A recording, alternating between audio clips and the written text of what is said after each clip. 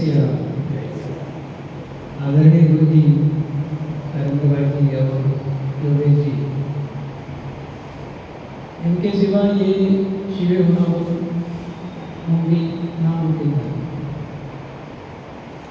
मैं 7 वर्ष से योगा कर रहा हूँ FFC में, इनके सपोर्ट की वजह से ही हो रहा है। हमने निरंतरता दिखाई, उसकी वजह से ही हमको बेनिफिट मिला है। तो हर एक ने अपने लिए, अगर हमको निरोगी रहना है, अस्पताल में आना ही नहीं है, तो अस्पताल में आना है तो किसी को देखने को ही आना है, ऐसी अगर संकल्पना रखी है तो हमें निरंतर योगा करते ही रहना पड़ेगा। हफ्ते में 5 दिन तो करना ही होगा। जो अपने अंदर आलस्यपना रहता है उसको पहले से निकालना पड़ेगा, और ये चीज़ें हमें आगे हमारे परिवार को, हमारे मित्र को बोलते रहना पड़ेगा और बार बार बोलते रहना पड़ेगा। जिसको जरूरत है उसको तो बार बार बोलेगा, वो बोल के हम एक जोड़ते रहते हैं, और उसे जब फायदा होता है तो हमें आनंद मिलता है। तो मैं तो मेरे बहुत सारे पेशेंट आते रहते हैं, उनको महीने के महीने उनको मैं एक्सरसाइज बता देता हूँ, कुछ उनको टाइम देता हूँ अलग से, तो फिर वो थोड़े मोटिवेट होते हैं। और बाद में जागरूकता आ गई तो फिर वो इस राह पे चलते हैं।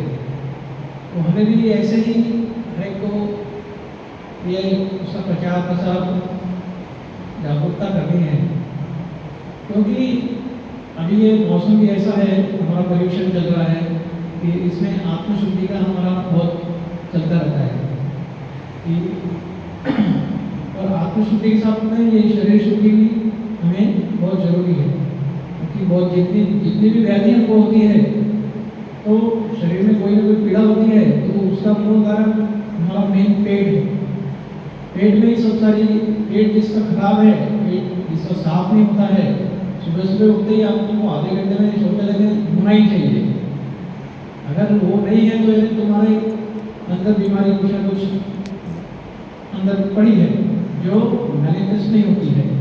मैनिफेस्ट कब होती है? जो 70-80 तक का बढ़ जाती है, उसके बाद में तब तक फिर आपका समय बहुत चले जाता है, आप पूरे जीवन का आनंद नहीं उठा सकते।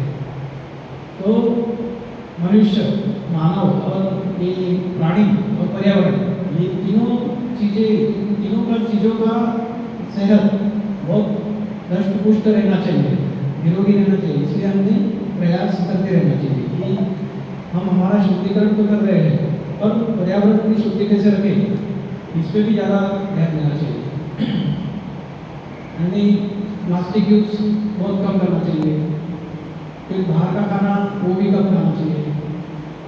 जंक फूड जिसको बोलते हैं, हम बच्चों को तो बोलते हैं, पर हम भी कहीं ना कहीं खा ही लेते हैं। बाहर चीज़ें जो बनती है, जो बाहर पानी पूरी भी बनती है, बाहर पैटिस भी बनता है, बाहर भेल भी मिलती है, और यही चीज़ हम घर में भी बना सकते हैं और पूरा नेचुरल से बना सकते हैं। तो ये हमको अपने बच्चों को भी उनको सिखाना है। आने वाली पीढ़ी अभी बहुत फास्ट है, यानी इतना उनको शॉर्टकट में चाहिए हर चीज़, वो हम उनको रेडीमेड नहीं देना है, उनको भी श्रम करने को बोलना है, ताकि वो भी आगे चल के निरोगी बने। और आपसे आप आए, सब साथ में आए, एकत्रित रहे, संगठित रहे, और वो भी मजा आता है। कौन सा फील्ड में है, क्या काम कर रहा है, हमें कभी कभी किसकी जरूरत पड़ जाती है, मदद हो जाती है, तो एक समूह विचारी सब लोग एक साथ में आ जाते हैं, तो संगठित होते, तो उसमें वो वातावरण इतना प्रफुल्लित हो जाता है, प्रसन्न हो जाता है, तो हमारी सुबह की शुरुआत बहुत अच्छे से होती है। सभी जो करते रहे,